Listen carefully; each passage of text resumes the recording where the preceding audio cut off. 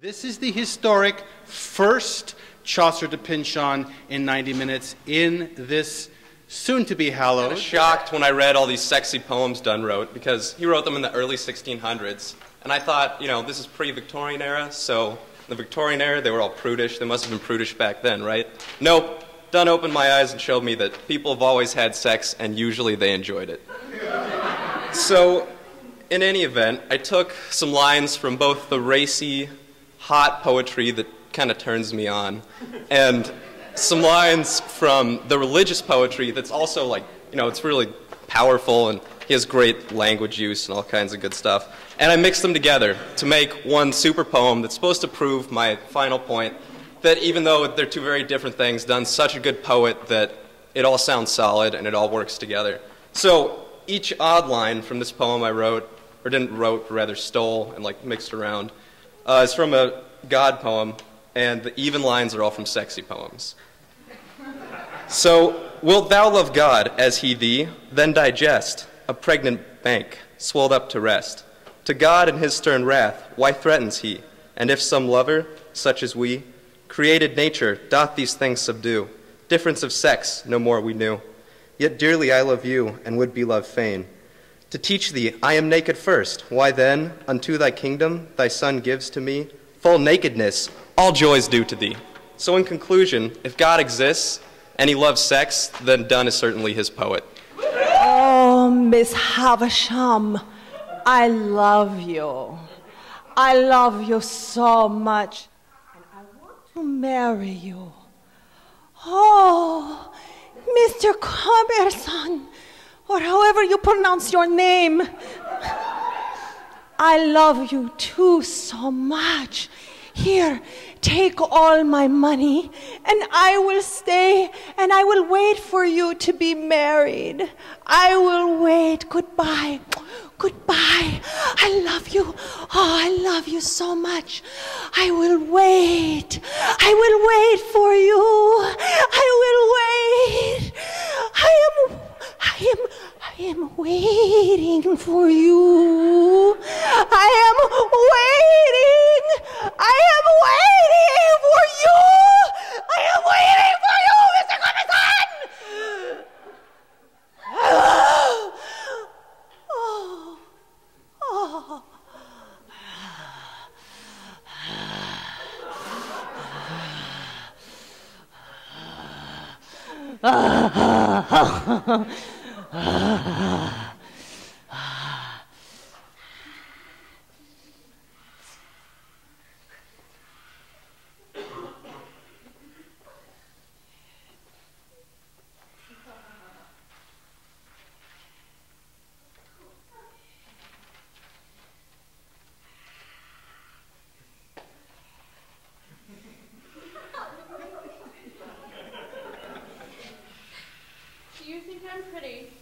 I think you're very pretty. Break his heart!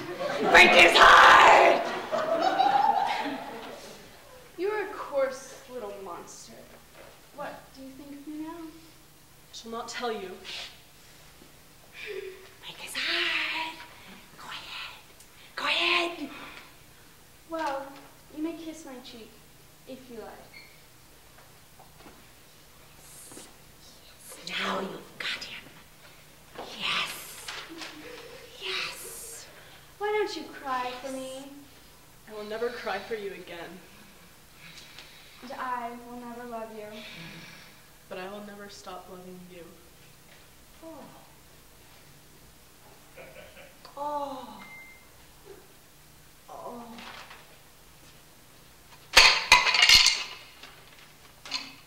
The end.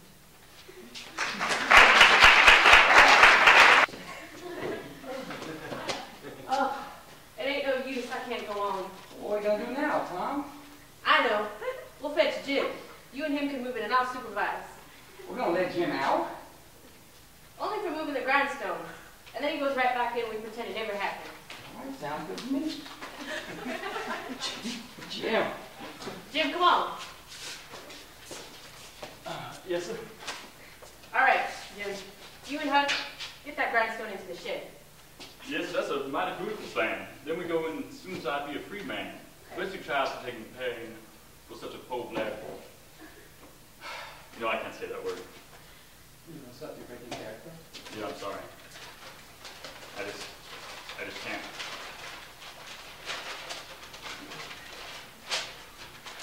I mean, that's being ridiculous. It's from a Mark Twain novel, not a Klan in there. Who's to say Mark Twain wasn't racist? Everybody, you're really freaking out. Huckleberry Finn is a novel written against slavery and racism. You kind of are taking this a little too personally. Okay, but why does Jim have to talk that way? And why does he have to be such a pushover? It's because he's black. Yeah, well, I can't argue with you about those points, but for a reason. I mean, if Jim spoke more eloquently, he wouldn't have been realistic, and if he had spoken out against white people at all, he would have been wit, or worse. The book serves as a social commentary, shedding the light on the problems in America. It has to be somewhat brutal. Besides, throughout the novel, we see that Jim's a good man. I mean, basically, he's the most honorable character throughout the whole novel. But why do we have to use the N-word? I mean, after all, this is something that we've adapted, and we could have just excluded that word altogether. Yeah, but would it have made the same effect? Don't we need to see Jim's relationship with the two boys in the utmost clarity, and doesn't that word make it more clear? I think it definitely does. I mean, I think the word is necessary because it's such a nasty word. All right, I don't know what I think, but I can't say that to you. All right. Sorry, Jen. Sorry, Jen. I need to introduce myself properly. I'm Henry James. With my writing, I explore the meaning of gender, especially femininity. I could see myself as a woman. Yes, I could put myself in the place of the governess in my novella, The Turn of the Screw. Brewing within the governess was an internal battle between sexual repression and her romantic feelings toward her employer. She lived in a house haunted with ghosts, or did she? Were the ghosts just figments of her imagination? The strict values of the Victorian period could cause anyone to go crazy. Thank you, esteemed colleagues. Rosencrantz, Guildenstern. Mr. James? Much obliged. The questions that interest me are mortality, life, and inevitably death. The nature of reality interests. Hello, I am Sylvia Plath. What do you all know of me? I can tell you one thing for sure. My husband had an affair with a dirty slut. Oh, Miss Wolf, is that funny to you? I love you. I love you too. Kisses. Oh, it was really wonderful. And Clifford. Thank you very much. And now we'll have our party.